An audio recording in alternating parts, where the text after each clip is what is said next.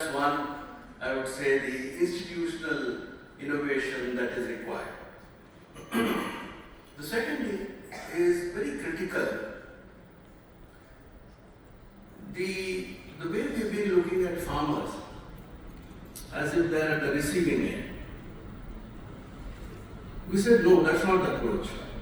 We first organize women farmers. So this, rural women, organizing them and empowering them is now around 25 years in Andhra Pradesh. So this network of close to 9 million women, rural women, are organized. And they are strong. So they have access to finances, they have improved voice. So the way they can negotiate with the system is much different now. Can you just go to the next slide, please? Yeah, in our journey for 6 million farmers, we are about 1.2 million farmers right now. 20% work is over right now. So in the next 10 years, from 20 to 1.2 million to 6 million, that's a journey. So I would say a very difficult part of the task is done. Next. Next, please. And just while we're waiting for the next slide, 1.13 million farmers out of how many? Yeah. What's the total number of farmers? 6 million. 6 million. Wow, that's a good coverage. Yeah, 20%. So we crossed the tipping point. So now the momentum builds up on its own. And the beauty of this is, people think this transition is very painful. But with the improvements in our technologies, we are able to show farmers get more money at lesser cost right from the first year itself. So there is no need for we don't pay any inducement to farmers to make this change.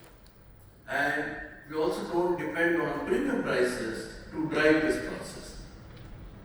But apart from economic benefits to farmers, we are seeing tremendous health benefits for consumers. And more important is the restoration of the soil, the water cycle. And one of the biggest breakthroughs that we noticed this year was the tremendous impact on the soil temperatures, what we call the cooling of the soils. So the results are there, but I just want to talk about the innovations in the program. Next slide, please. Next slide. Yes. So we look at 6 organizations.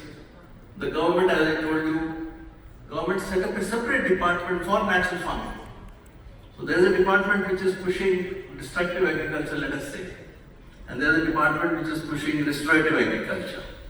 So that's an important innovation within government. So that's also important. Institutions have to make that innovation.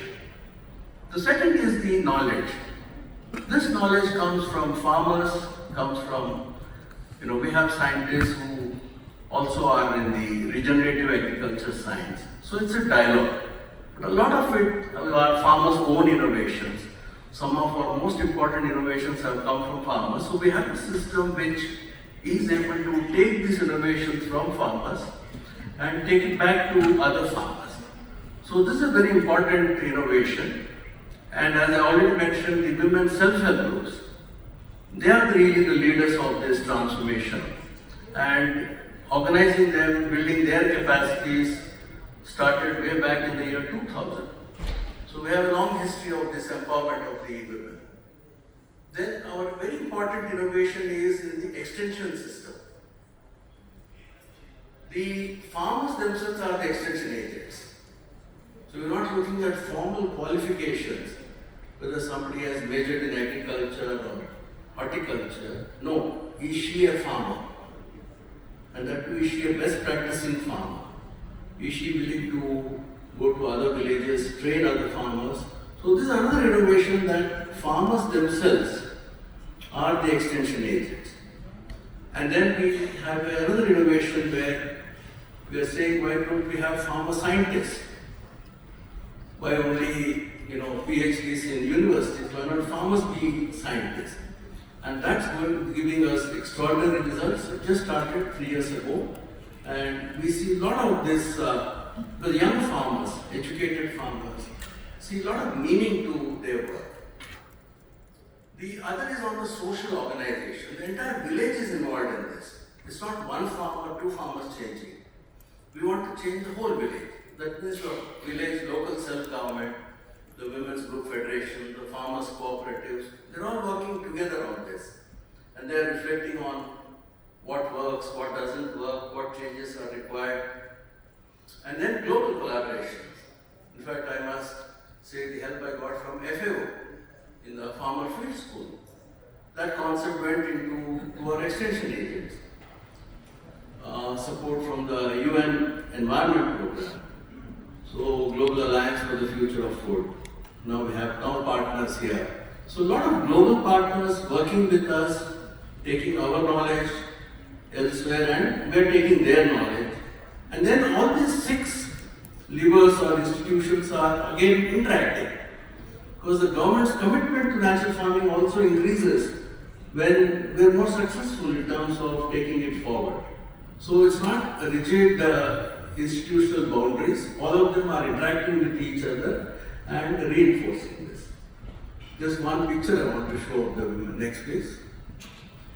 Yeah, so the women, and it's also do-it-yourself farming. So it's because of these women networks that we've been able to take it so far.